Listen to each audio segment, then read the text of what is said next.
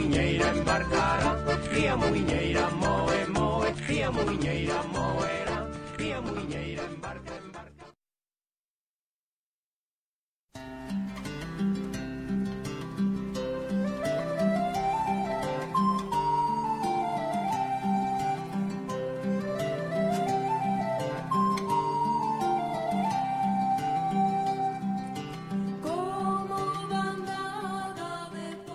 Rebuscando nun baúl.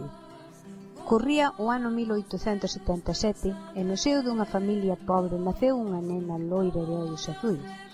Puñéronlle de nome María Xosé, aínda que todos lle chamaban Maripepa.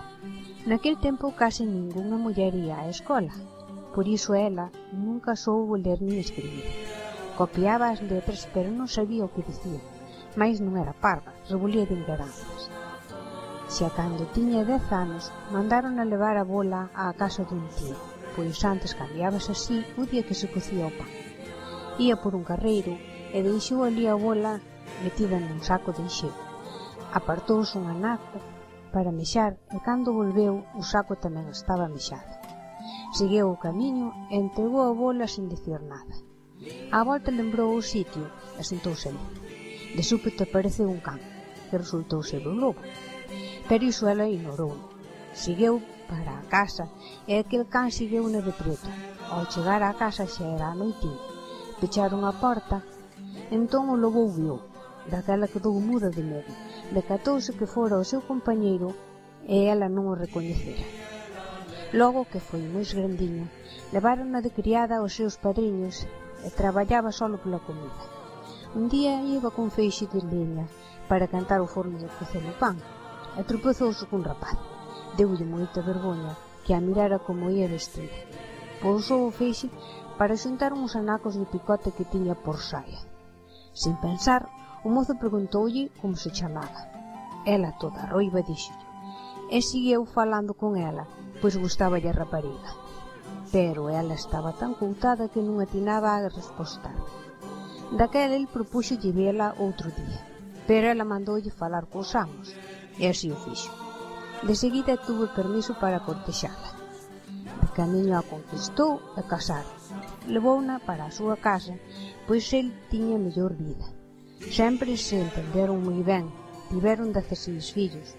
Sempre foron moi unidos, aínda que tiñan distintos caracteres. Pois el era moi serio e ela moi alegre. A Xosé, que así era o seu nome, non lle gustaban as farradas, pero pola contra a Maripepa sí.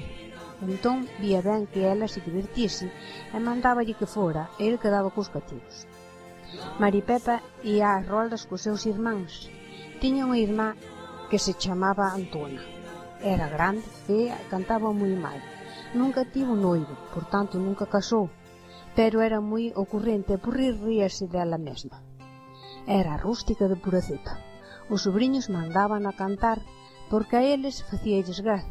Entón cantaba esta canción: Si quieres mandar recuerdos para el infierno, mándalos por mi suegra que está muriendo.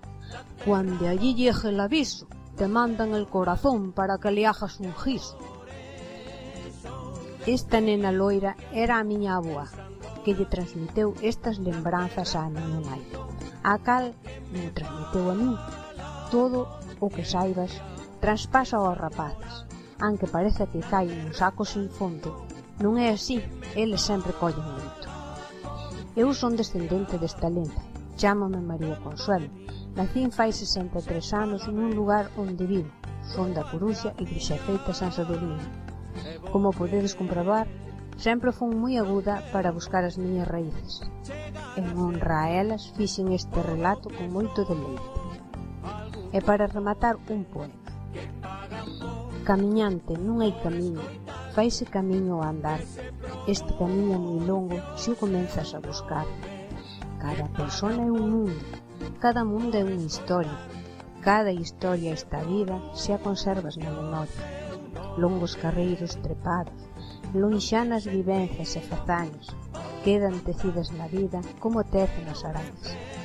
As pegadas que aquí quedan nunca se deben borrar. Para os que veñan despois sempre as poidan atobar. De amores son experiencias pensando